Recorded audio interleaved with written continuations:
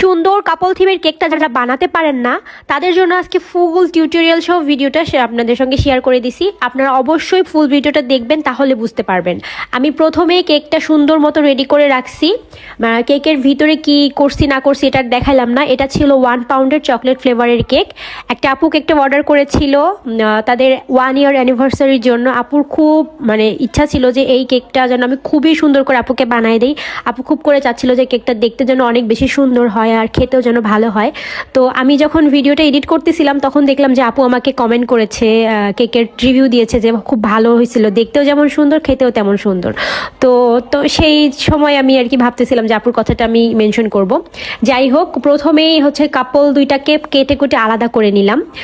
এই ধরনের স্টিকার আপনারা যে কোনো দোকানেই প্রিন্ট করায় নিতে পারবেন। তারপরে আমি ফন্ডেন্ট আর কি লম্বা করে কেটে নিছি, অনেকে গোল করে কাটে। তো আমি চাচ্ছিলাম যে পুরো গোল করে না দিয়ে, পুরো কেকটার মধ্যে না দিয়ে, শুধু যেটুকু আমার দরকার সেইটুকু ফন্ডেন্ট আমি কেটে নিছি। দুইটা সেম সাইজের ফন্ডেন্ট কেটে নিতে হবে। অবশ্যই খেয়াল রাখতে হবে আপনার কেক যতটুকু মেজারমেন্ট তার থেকে বেশি বড় যেন না হয়ে যায়। কেকের দুই পাশ থেকে যেন 1 ইঞ্চি 1 ইঞ্চি করে কম সাইজ হয়। তো উপরের ফন্ডেন্টটা আমি মাপ মতো করে কেটে নিলাম, ফিতার মাপে কেটে নিয়ে নিচের ফন্ডেন্টে কিন্তু আমি লিখে দিছি।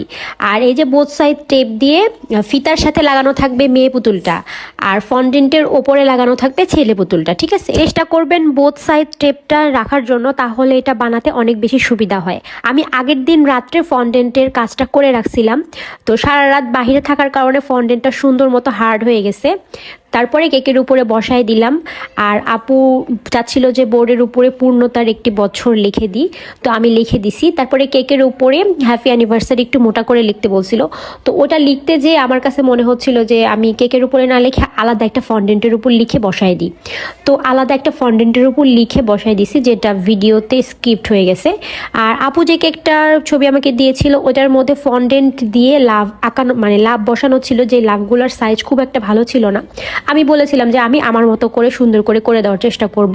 তো আমি মোল্ডের মধ্যে চকলেট মেল্ট করে এরকম লাল কালারের কিছু হার্ট বানাই নিয়েছিলাম, যেটা বসানোর কারণে কেকের আউটলুকটা অনেক বেশি সুন্দর হয়েছে।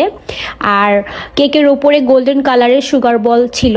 তো আমার কাছে যখন আমি দেখলাম যে আমার কাছে কোনো গোল্ডেন কালারের সুগার বল নাই, একটাও নাই, পরে আমার কাছে গোল্ডেন ডাস্ট ছিল। সেই ডাস্ট আমি হচ্ছে যে হোয়াইট কালারের পালগুলা ডাস্টের মধ্যে একটু গড়ায় নিছি, নিয়ে আর কি কেকের উপরে দিছি। ভিডিওটা যদি আপনাদের কাছে ভালো লেগে থাকে আর হেল্পফুল মনে হয় তাহলে অবশ্যই আপনাদের টাইমলাইনে শেয়ার করে রাখবেন। পরবর্তীতে বানাতে লাগলে আপনাদের এই ভিডিওটা কাজে লাগবে। আজকের মতো এ পর্যন্তই। সবাই ভালো থাকবেন, সুস্থ থাকবেন। আল্লাহ হাফেজ।